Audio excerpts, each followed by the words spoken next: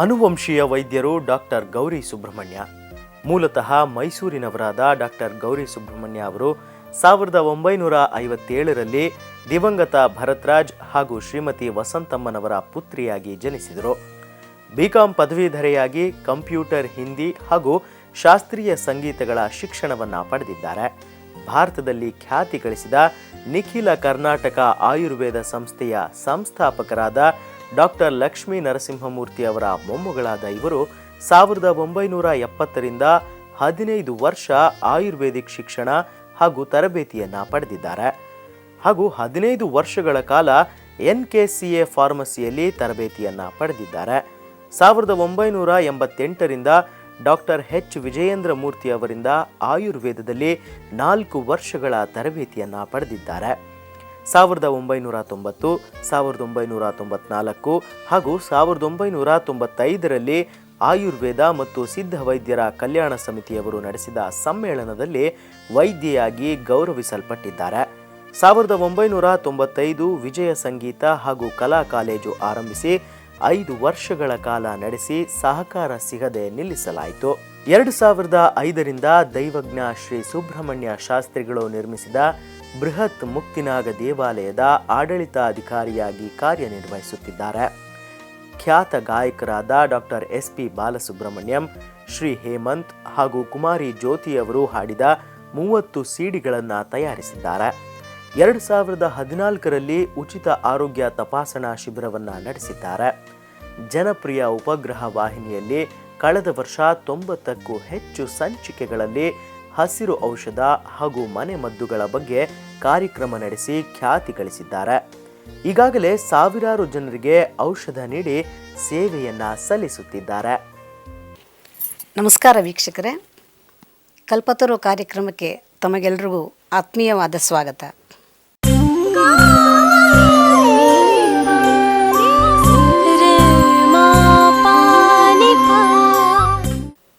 ನೋಡಿ, ಪರಿಸರ ನಮಗೆ ಬೇಕಾದಷ್ಟು ಕೊಟ್ಟಿದೆ.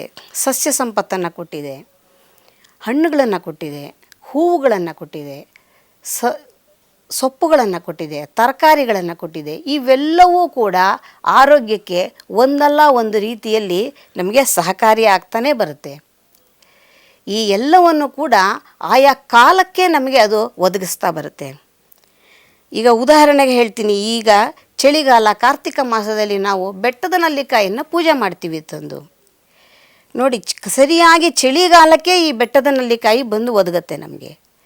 ಅಂದರೆ ಈ ಚಳಿಗಾಲಕ್ಕೆ ಬೆಟ್ಟದ ನಲ್ಲಿಕಾಯಿ ಅವಶ್ಯಕತೆ ಶರೀರಕ್ಕೆ ತುಂಬ ಇದೆ ಅಂತ ನಮಗೆ ಗೊತ್ತಾಗುತ್ತೆ. ಬೇಸಿಗೆ ಕಾಲದಲ್ಲಿ ಈ ಕಲ್ಲಂಗಡಿ ಹಣ್ಣು, ಕರ್ಬೂಜ ಹಣ್ಣು, ಸೌತೆಕಾಯಿ ಇದೆಲ್ಲ ನಮಗೆ ಸಿಕ್ಕತ್ತೆ. ಅಂದರೆ ಬೇಸಿಗೆ ಕಾಲದಲ್ಲಿ ನೀರಿನ ಅಂಶ ಹೆಚ್ಚು ಇರತಕ್ಕಂತಹ ಪದಾರ್ಥಗಳು ಶರೀರಕ್ಕೆ ಬೇಕಾಗತ್ತೆ. ಹಾಗಾಗಿ ಆಯಾ ಕಾಲಕ್ಕೆ ಪ್ರಕೃತಿ ತಾನೇ ಅದನ್ನು ಒದಗಿಸ್ಕೊಡ್ತಾ ಹೋಗುತ್ತೆ. ಅದನ್ನು ನಾವು ಆ ಸಮಯದಲ್ಲಿ ಸಿಕ್ಕಾಗ ಅದರ ಸಂಪೂರ್ಣ ಪ್ರಯೋಜನವನ್ನು ಪಡ್ಕೊಳ್ಬೇಕು. ಯಾವಾಗ ನಾವು ಸಂಪೂರ್ಣ ಪ್ರಯೋಜನವನ್ನು ಪಡ್ಕೊಳ್ಳಬಹುದು ಅಂತಂದರೆ ಅದರ ವಿಷಯ ನಮಗೆ ಚೆನ್ನಾಗಿ ಗೊತ್ತಿದ್ದಾಗ. ಅದರ ವಿಷಯ ಚೆನ್ನಾಗಿ ಗೊತ್ತಿರಬೇಕಾದ್ರೆ ಏನು ಮಾಡಬೇಕು? ನೀವೆಲ್ಲರೂ ಇಂತಹ ಕಲ್ಪತರು ಕಾರ್ಯಕ್ರಮವನ್ನು ನೋಡಬೇಕು. ಅದೇ ರೀತಿ ಇವತ್ತಿನ ದಿವಸ ನಾನು ಒಂದು ಹಣ್ಣನ್ನು ಆಯ್ಕೆ ಮಾಡ್ಕೊಂಡಿದ್ದೀನಿ. ಎಲ್ಲರಿಗೂ ಚಿರಪರಿಚಿತವಾಗಿರ್ತಕ್ಕಂತಹ ಹಣ್ಣು, ನಿಮಗೆ ಪ್ರತಿನಿತ್ಯವೂ 365 ದಿವಸಗಳು ಕೂಡ ಸಿಕ್ಕುವಂತಹ ಹಣ್ಣು. ಇದನ್ನು ನೀವು ಬಳಕೆ ಮಾಡ್ತಾ ಬಂದಿದ್ದೇ ಆದರೆ ನಿಮ್ಮ ಆರೋಗ್ಯದಲ್ಲಿ ಎಂತಹ ಬದಲಾವಣೆ ಬರುತ್ತೆ ಅನ್ನೋದನ್ನು ನಿಮಗೆ ನಾನಿವತ್ತು ತಿಳಿಸ್ಕೊಡ್ತೀನಿ. ಇವತ್ತು ನಾನು ಆಯ್ಕೆ ಮಾಡಿಕೊಂಡಿರ್ತಕ್ಕಂತಹ ಹಣ್ಣು ಸೇಬಿನ ಹಣ್ಣು. ನಾವು ಇದನ್ನು ಇಂಗ್ಲೀಷಲ್ಲಿ ಆ್ಯಪಲ್ ಅಂತ ಕರಿತೀವಿ. ಸೇಬಿನ ಹಣ್ಣು ಅಂತ ಇದು ಎಲ್ಲರಿಗೂ ಗೊತ್ತೇ ಇದೆ. ಇದು ಎಲ್ಲ ಭಾಗದಲ್ಲಿಯೂ ಕೂಡ ಸುಲಭವಾಗಿ ದೊರಕುವಂಥದ್ದು.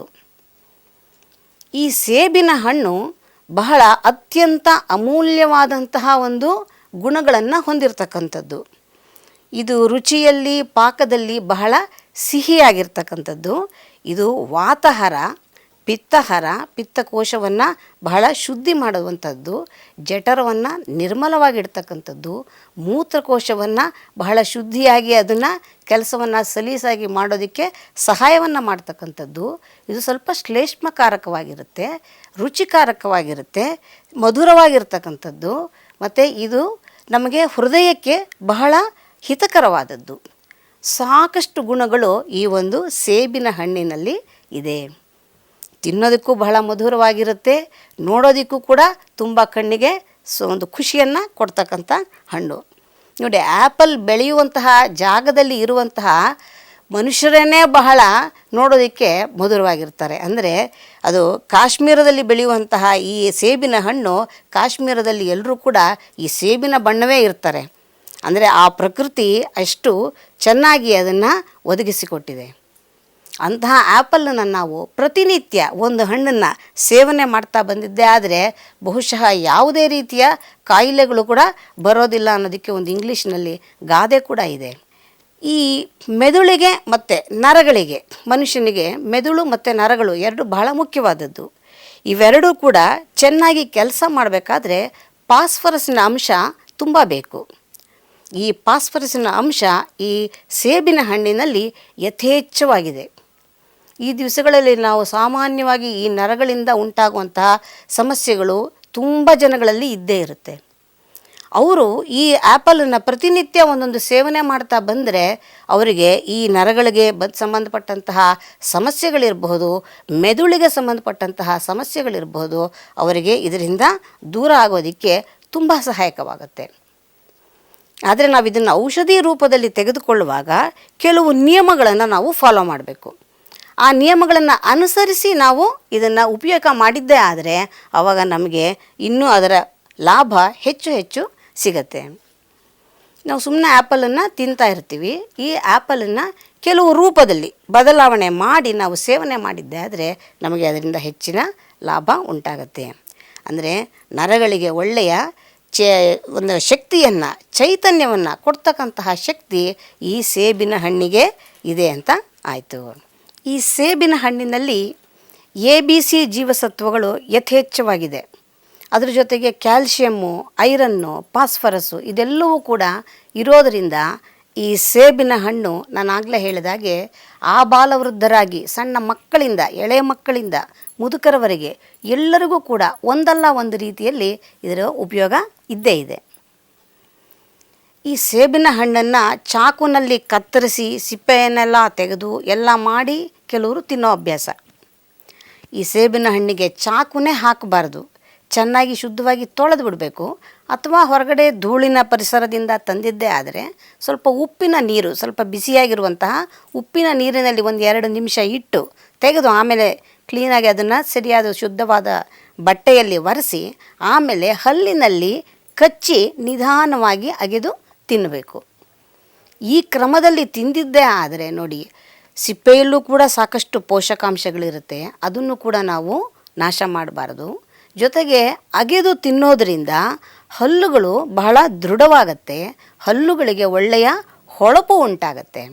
ಇದಕ್ಕಾಗಿ ನೀವು ಯಾವ್ಯಾವುದೋ ಪೇಸ್ಟು ಅದು ಇದು ಎಲ್ಲ ತಂದು ಬಳಸೋ ಅವಶ್ಯಕತೆಯೇ ಇಲ್ಲ. ನಾವು ತಿನ್ನುವ ಆಹಾರದಲ್ಲಿಯೇ ಕೂಡ ನಮ್ಮ ಹಲ್ಲನ್ನು ಶುದ್ಧ ಮಾಡುವಂತಹ ಬೇಕಾದಷ್ಟು ಅಂಶಗಳು ಇದೆ. ಅದರ ಸದ್ಬಳಕೆಯನ್ನು ನಾವು ಮಾಡ್ಕೋಬೇಕು.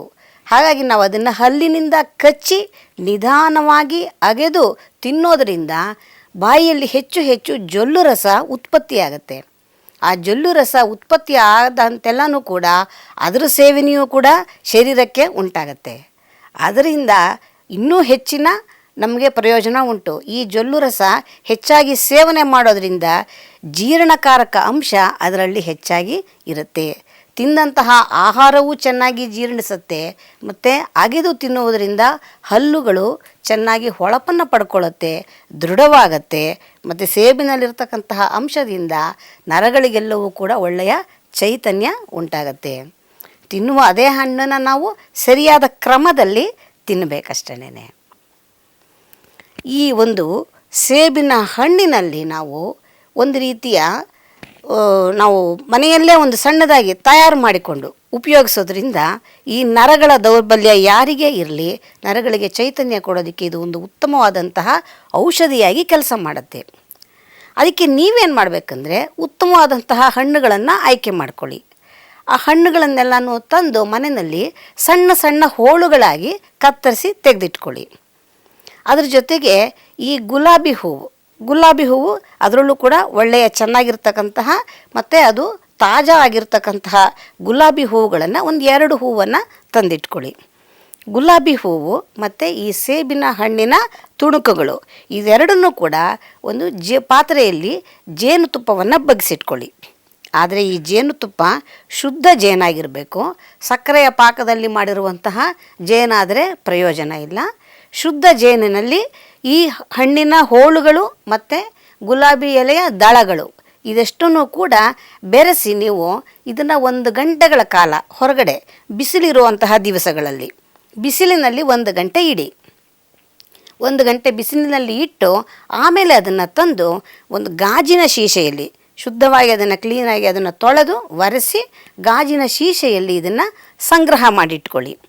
ಇದು ಸಂಗ್ರಹ ಮಾಡಿದ್ದನ್ನು ಪ್ರತಿನಿತ್ಯ ಬೆಳಿಗ್ಗೆ ಎದ್ದ ತಕ್ಷಣ ಅದರ ಒಂದು 4 ಹೋಳು ಬರೋ ಹಾಗೆ ಮತ್ತು ಒಂದು 4 ಗುಲಾಬಿ ದಳ ಬರೋ ಹಾಗೆ ಅದನ್ನು ನಾವು ಒಂದು ಚಮಚದಲ್ಲಿ ತೆಗೆದು ಸೇವನೆ ಮಾಡ್ತಾ ಬಂದಿದ್ದೇ ಆದರೆ ನರಗಳಿಗೆ ಒಳ್ಳೆಯ ಚೈತನ್ಯ ಬರುತ್ತೆ ಮತ್ತು ಶರೀರದಲ್ಲಿ ಒಳ್ಳೆಯ ಉತ್ಸಾಹ ಬರುತ್ತೆ.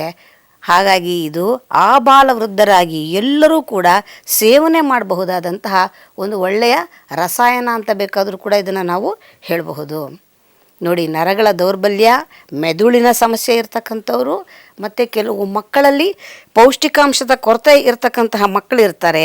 ಅಂಥವರಿಗೆ ಯಾರು ಬೇಕಾದರೂ ಇದನ್ನು ನೀವು ಮನೆಯಲ್ಲೇ ಬಹಳ ಸುಲಭ, ನೀವೇನು ಕಷ್ಟಪಡಲಿಲ್ಲ. ಇದಕ್ಕಾಗಿ ನೀವು ತಂದಿದ್ದು ಜೇನುತುಪ್ಪ, ಗುಲಾಬಿ ಹೂವು, ಸೇಬಿನ ಹಣ್ಣು, ನೀವು ಮಾಡಿದ್ದು ಒಂದು 10 ನಿಮಿಷದ ಕೆಲಸ ಅಷ್ಟೇನೆ. ಆದರೆ ಇದರಿಂದ ನಿಮಗೆ ಸಿಗುವಂತಹ ಉಪಯೋಗ ಇದೆಯಲ್ಲ, ಇದು ಬಹಳ ಮಹತ್ತರವಾದದ್ದು.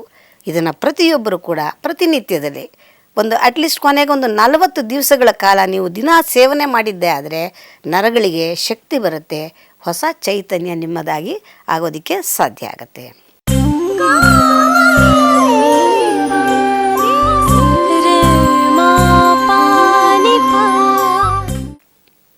ಇನ್ನು ಕೆಲವರಿಗೆ ಕಫ ಕಟ್ಟುವಿಕೆ.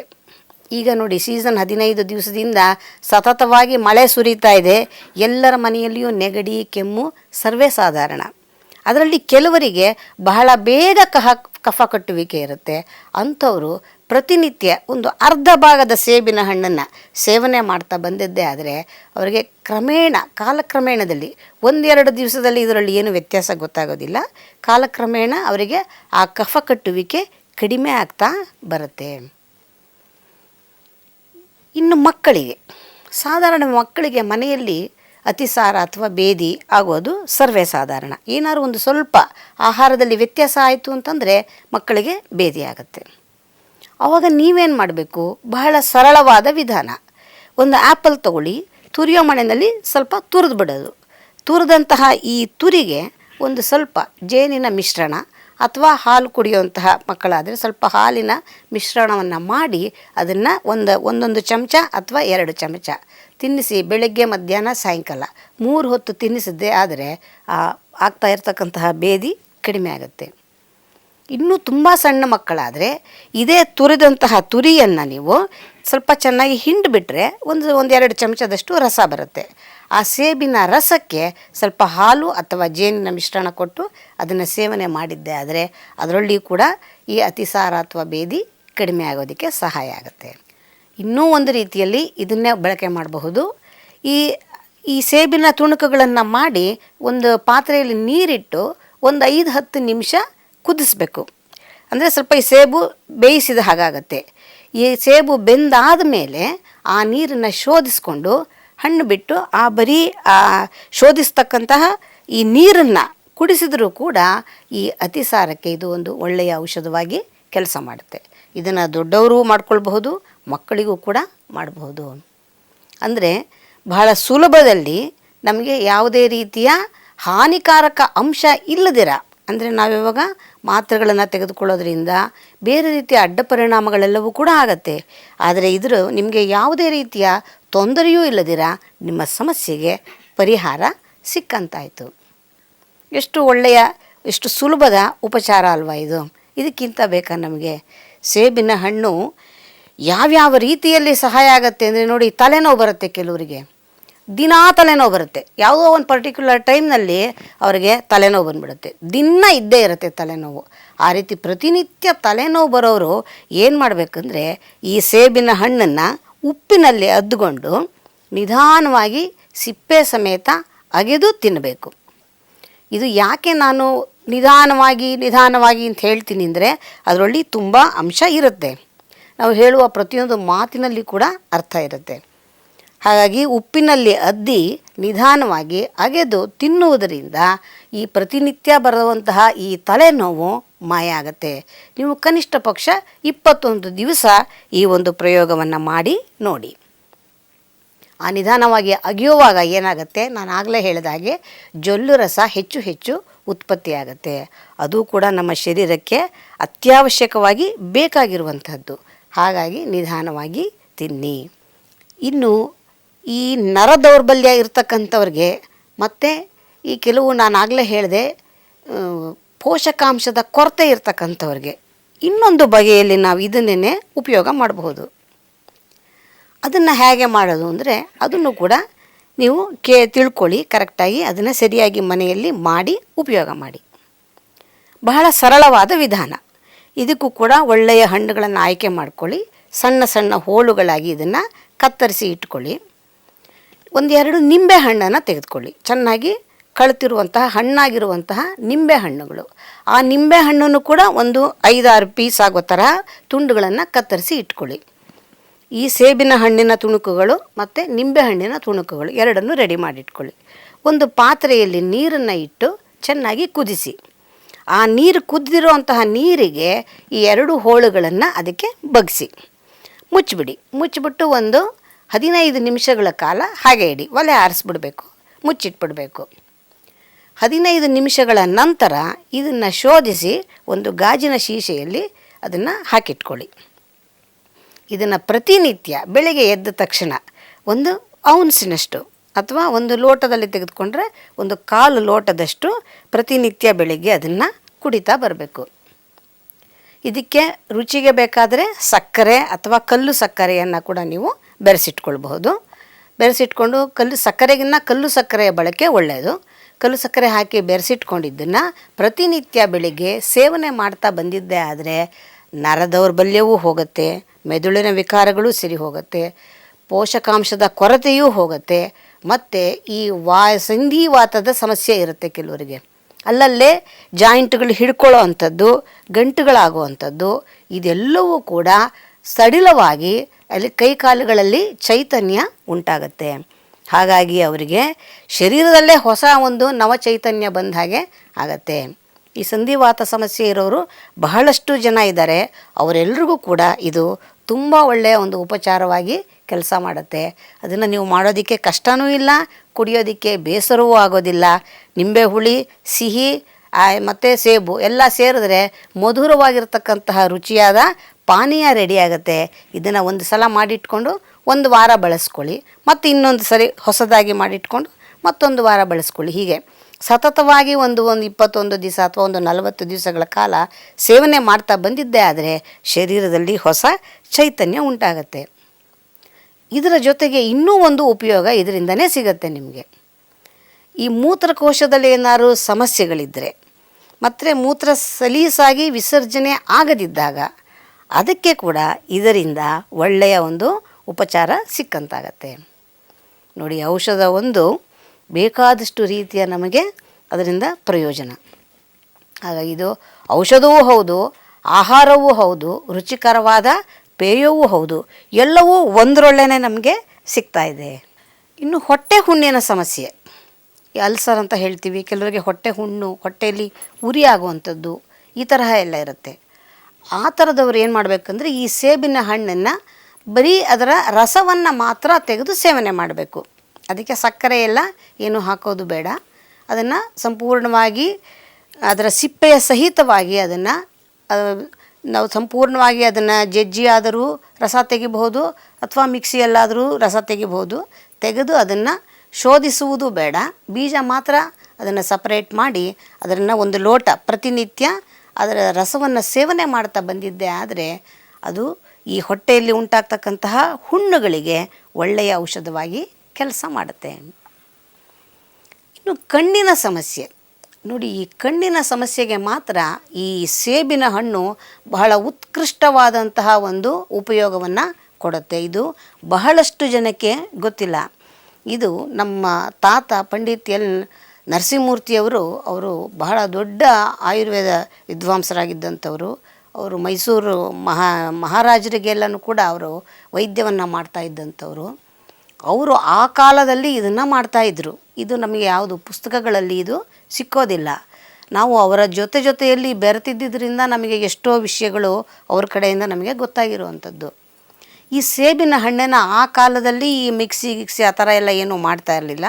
ಕಲ್ಪತ್ತನ್ನು ಇಟ್ಕೊಂಡು ಅದರಲ್ಲಿ ಹಾಕಿ ಚೆನ್ನಾಗಿ ಚೆನ್ನಾಗಿ ಅದನ್ನು ಕುಟ್ಟಿ ಜಜ್ಜಿಬಿಟ್ಟು ಅದನ್ನು ಬಿಳಿಗಿರುವಂತಹ ತೆಳುವಾದ ಬಟ್ಟೆಯ ಮೇಲೆ ಉದ್ದಕ್ಕೂ ಅದನ್ನು ಆ ಕುಟ್ಟಿದಂತಹ ಸೇಬನ್ನು ಇಟ್ಟು ಕಣ್ಣಿನ ಮೇಲೆ ಇಟ್ಟು ಕಟ್ಟಿಬಿಡೋರು.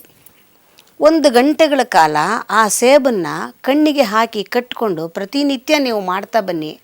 ಒಂದೇ 1 ತಿಂಗಳು ಮಾಡಿ ನಿಮ್ಮ ಕಣ್ಣಿನ ದೃಷ್ಟಿ ಎಷ್ಟು ಉತ್ತಮವಾಗತ್ತೆ ಅಂತಂದರೆ ಅದರ ಪ್ರಯೋಜನ ಮಾಡಿ ನೋಡಿದವರಿಗೆ ಮಾತ್ರ ಗೊತ್ತು. ಅಷ್ಟೇ ಅಲ್ಲ, ಕಣ್ಣಿನಲ್ಲಿ ಕೆಲವರಿಗೆ ಸದಾ ನೀರು ಸುರಿತಾ ಇರುತ್ತೆ. ಆ ಕಣ್ಣಿನಲ್ಲಿ ನೀರು ಸುರಿಯೋ ಅಂಥದ್ದು 8 ದಿವಸ ಮಾಡಿದರೆ ಸಾಕು, ನಿಮಗೆ ಸರಿ ಹೋಗುತ್ತೆ. ಇದು ಬಹಳ ಅತ್ಯಮೂಲ್ಯವಾದಂತಹ ಇದೊಂದು ಔಷಧ. ದಯಮಾಡಿ ವೀಕ್ಷಕರು ಇದನ್ನು ಗಮನಿಸ್ಕೊಳ್ಳಿ. ಕಣ್ಣು ಬಹಳ ಅತ್ಯಮೂಲ್ಯವಾದದ್ದು. ಕಣ್ಣಿನ ದೃಷ್ಟಿ ಬಹಳ ಬೇಕಾಗುವಂಥದ್ದು. ಅದರ ಉತ್ತಮವಾಗೋದಕ್ಕೆ ನೀವು ಬಹಳ ಸರಳವಾದ ಉಪಾಯ, ಒಂದು 1/4 ಭಾಗದ ಆ್ಯಪಲ್ಲು ನಿಮಗೆ ಸಾಕು. ಒಂದು ಆ್ಯಪಲ್ ತಂದಿಟ್ಕೊಂಡ್ರೆ ನೀವು 4 ದಿವಸ ಅದು ನಿಮಗೆ ಪ್ರಯೋಜನಕ್ಕೆ ಬರುತ್ತೆ. ಅಂದರೆ ಅದನ್ನು 4 ಭಾಗ ಮಾಡಿ 1 ಭಾಗದಷ್ಟನ್ನು ಚೆನ್ನಾಗಿ ಕುಟ್ಟಿ ಅಥವಾ ಜಜ್ಜಿ ಅದನ್ನು ಅಥವಾ ತುರಿದು ಬಿಟ್ಟರು ಆಯಿತು. ನೀವು ತುರಿಯೋ ಮಣೆಯಲ್ಲಿ ತುರಿದ್ರೂ ಕೂಡ ಸಣ್ಣ ತುರಿ ಬರುತ್ತೆ. ಅದನ್ನು ತೆಗೆದು ಕಣ್ಣಿನ ಮೇಲೆ ಇಟ್ಟು ಇಲ್ಲ ಹತ್ತಿ ಅಥವಾ ಅದು ಬಿಳಿ ಬಟ್ಟೆ ಹಾಕಿ ಕಟ್ಟಿಬಿಟ್ರೆ, ಕಟ್ಟೋದ್ರಿಂದ ಏನಾಗುತ್ತೆ ಅಂದರೆ ಅದು ಉದುರಿ ಹೋಗೋದಿಲ್ಲ. ಆ ರೀತಿ ಮಾಡಿಟ್ಕೊಂಡು ನೀವು 1 ಗಂಟೆಗಳ ಕಾಲ ಅಥವಾ ಒಂದು ಕನಿಷ್ಠ ಪಕ್ಷ 30 ನಿಮಿಷಗಳ ಕಾಲ ಇದನ್ನು ನೀವು ಮಾಡ್ತಾ ಬಂದಿದ್ದೆ ಆದರೆ ಕಣ್ಣಿನ ದೃಷ್ಟಿ ಉತ್ತಮವಾಗುತ್ತೆ. ಜೊತೆಗೆ ಕಣ್ಣಿನಲ್ಲಿ ಸುರಿಯುವಂತಹ ನೀರು ಕಡಿಮೆ ಆಗುತ್ತೆ. ಸಾಕಷ್ಟು ಜನಕ್ಕೆ ಈ ಸಮಸ್ಯೆಗಳಿರುತ್ತೆ. ಈ ಕಣ್ಣಿಗಾಗಿ ಈ ಆ್ಯಪಲಿಂದ ಒಳ್ಳೆಯ ಒಂದು ಉಪಚಾರ ಸಿಕ್ಕತ್ತೆ. ಇನ್ನು ಎಲ್ರಿಗೂ ಗೊತ್ತೇ ಇರುವಂಥದ್ದು ಸೌಂದರ್ಯವರ್ಧಕ. ನಮಗೆ ಗೊತ್ತಿದೆ ಹಣ್ಣುಗಳಲ್ಲಿ ಸಾಕಷ್ಟು ಸೌಂದರ್ಯವರ್ಧಕವಾಗುವಂತಹ ಅಂಶಗಳು ಇದೆ ಅನ್ನೋದು ಇವತ್ತಿನ ದಿವಸ ನಮಗೆ ಎಲ್ಲರಿಗೂ ಗೊತ್ತಿರುವಂಥದ್ದು. ಆದರೆ ನಾವು ಅದನ್ನು ಬಳಕೆ ಮಾಡಿಕೊಳ್ಳಲ್ಲ. ಈ ಆ್ಯಪಲನ್ನು ಚೆನ್ನಾಗಿ ಕೈಯಲ್ಲಿ ಹಿಸುಕ್ಬಿಡಿ. ಹಿಸುಕಿದ್ದನ್ನು ನೀವು ಮುಖಕ್ಕೆ ಹಾಕಿ ಚೆನ್ನಾಗಿ ಉಜ್ಜಿ 1-2 ನಿಮಿಷ ಮಾಲಿಶ್ ಥರ ಮಾಡಿಕೊಂಡು ಒಂದು 15-20 ನಿಮಿಷ ಬಿಟ್ಟು ಮುಖವನ್ನು ತೊಳೆದುಕೊಂಡಿದ್ದೆ ಆದರೆ ಮುಖ ಎಲ್ಲ ಸಂಪೂರ್ಣವಾಗಿ ಸ್ವಚ್ಛವಾಗುತ್ತೆ. ಮುಖದಲ್ಲಿ ಕಲೆಗಳೇನಾದರೂ ಮೊಡವೆದು ಆ ಥರ ಕಲೆಗಳೇನಾದರೂ ಉಳಿದಿದ್ದರೆ ಅದೆಲ್ಲವೂ ಹೋಗುತ್ತೆ. ಚರ್ಮಕ್ಕೆ ತುಂಬ ಮೃದುತ್ವ ಬರುತ್ತೆ. ಅದನ್ನು ಕೈಗಳಿಗೆ ಕೂಡ ಹಚ್ಕೊಳ್ಬಹುದು, ಮುಖಕ್ಕೆ ಕೂಡ ಹಚ್ಕೊಳ್ಬಹುದು. ಇನ್ನೂ ಒಂದು ಕೆಲಸ ಮಾಡಬಹುದು. ಈ ಕೆಲವರು ಆ್ಯಪಲ್ ನಾವು ಏನೇ ಹೇಳಿದ್ರು ಕೆಲವರು ಸಿಪ್ಪೆಯನ್ನು ತೆಗೆದೇ ಉಪಯೋಗಿಸೋದು. ಈ ತೆಗೆದಂತಹ ಸಿಪ್ಪೆಯನ್ನು ಮತ್ತು ಕಿತ್ತಳೆ ಹಣ್ಣಿನ ಸಿಪ್ಪೆ, ಈ 2 ಸಿಪ್ಪೆಯನ್ನು ಒಣಗಿಸ್ಬಿಟ್ಟು ನುಣ್ಣಗೆ ಅದನ್ನು ಚೂರ್ಣ ಮಾಡಿಟ್ಕೊಳ್ಳಿ. ಅಂದರೆ ಪುಡಿಯನ್ನು ಮಾಡಿಟ್ಕೊಂಡು ಆ ಪೌಡರನ್ನು ನೀವು ಹಾಲಿನ ಕೆನೆಯಲ್ಲಿ ಅಥವಾ ನಿಂಬೆ ರಸದಲ್ಲಿ ಕಲಸಿ ಮುಖಕ್ಕೆ ಹಚ್ಚಿ 10-15 ನಿಮಿಷಗಳ ಕಾಲ ಅದನ್ನು ಹಾಗೆ ಬಿಟ್ಟು ಆಮೇಲೆ ಮುಖವನ್ನು ಸ್ವಚ್ಛ ಮಾಡಿಕೊಂಡಿದ್ದೆ ಆದರೆ ಮುಖದ ಕಾಂತಿ ಇಮ್ಮಡಿಯಾಗತ್ತೆ. ಅದರ ಮೃದುತ್ವ ಸಾಕಷ್ಟು ನಿಮಗೆ ಅದರ ಒಂದು ಅನುಭವಕ್ಕೆ ಬರುತ್ತೆ. ಆ್ಯಪಲ್ನಿಂದ ಎಲ್ರಿಗೂ ಗೊತ್ತಿದೆ ಸೌಂದರ್ಯ ವೃದ್ಧಿಯಾಗತ್ತೆ ಅಂತ. ಅದನ್ನು ಶರೀರದ ಒಳಗೆ ಸೇವನೆ ಮಾಡೋದ್ರಿಂದನೂ ಕೂಡ ಚರ್ಮಕ್ಕೆ ಕಾಂತಿ ಉಂಟಾಗತ್ತೆ. ಬಾಹ್ಯ ಲೇಪನ ಮಾಡೋದ್ರಿಂದನೂ ಕೂಡ ಶರೀರಕ್ಕೆ ಕಾಂತಿ ಉಂಟಾಗತ್ತೆ. ಸೇಬಿನ ಹಣ್ಣು ಎಷ್ಟು ನೋಡೋದಕ್ಕೆ ಸುಂದರವೋ, ಅದು ತಿನ್ನೋದಕ್ಕೆ ಎಷ್ಟು ಮಧುರವೋ, ಶರೀರಕ್ಕೆ ಆರೋಗ್ಯಕ್ಕೆ ಕೂಡ ಅದು ಅಷ್ಟೇ ಸೊಗಸಾದದ್ದು. ಹಾಗಾದರೆ ನಾವು ಈ ಒಂದು ಸೇಬಿನ ಹಣ್ಣಿನ ಹೆಚ್ಚು ಉಪಯೋಗ ಯಾಕೆ ಮಾಡಿಕೊಳ್ಬಾರ್ದು? ಪ್ರತಿನಿತ್ಯ ಕೊನೆ ಪಕ್ಷ ಒಂದು ಆ್ಯಪಲನ್ನು ಕತ್ತರಿಸಿ ಮನೆಯಲ್ಲಿ 4 ಜನ ತಿಂದರೂ ಪರವಾಗಿಲ್ಲ, ಅದರಿಂದ ನಮ್ಮ ಆರೋಗ್ಯ ವೃದ್ಧಿ ಆಗತ್ತೆ. ಅಷ್ಟೇ ಅಲ್ಲ, ಎಷ್ಟೋ ರೀತಿಯ ನಮಗೆ ಗೊತ್ತಿಲ್ಲದೆ ಇರುವಂತಹ ಇವಾಗ ವಿಷಯಗಳೆಲ್ಲ ನಿಮಗೆ ಗೊತ್ತಿರೋದ್ರಿಂದ ಆ್ಯಪಲ್ ಅಂದರೆ ಇವಾಗ ನೀವು ಅದರ ಬಗ್ಗೆ ನಿಮಗೆ ಒಂದು ಗೌರವ ಜಾಸ್ತಿ ಆಗುತ್ತೆ. ನಮಗೆ ವಿಷಯ ಗೊತ್ತಿಲ್ಲದೆ ಇದ್ದಾಗ ನಮಗೆ ಒಂದು ಗರಿಕೆ ಹುಲ್ಲು ಅಷ್ಟೇನೆ, ಅದು ಸಣ್ಣ ಹುಲ್ಲು ಅಂದಾಗ ನಮ್ಗೆ ಅದ್ರ ಬಗ್ಗೆ ನಮಗೆ ಗೌರವ ಇರೋದಿಲ್ಲ. ಯಾವಾಗ ಅದ್ರ ಬಗ್ಗೆ ಗೌರವ ಬರುತ್ತೆ ಅಂದರೆ ಅದರಿಂದ ನಮಗೆ ಸಾಕಷ್ಟು ಪ್ರಯೋಜನ ಇದೆ ಅಂತ ಗೊತ್ತಾದಾಗ ಅವು ಗರಿಕೆ ಕಂಡ ತಕ್ಷಣ ನಾವು ಕಾಲನ್ನು ಪಕ್ಕಕ್ಕೆ ಇಟ್ಕೊಳ್ತೀವಿ. ಅಂದರೆ ವಿಷಯವನ್ನು ತಿಳ್ಕೊಂಡು ಅದನ್ನು ಉಪಯೋಗಿಸಿದಾಗ ಅದರ ಉಪಯೋಗವೂ ಹೆಚ್ಚು, ಅದಕ್ಕೆ ನಾವು ಸಾಕಷ್ಟು ಮಾನ್ಯತೆಯನ್ನು ಕೊಡ್ತೀವಿ, ಅದರ ಸಂರಕ್ಷಣೆಯನ್ನು ಮಾಡ್ತೀವಿ.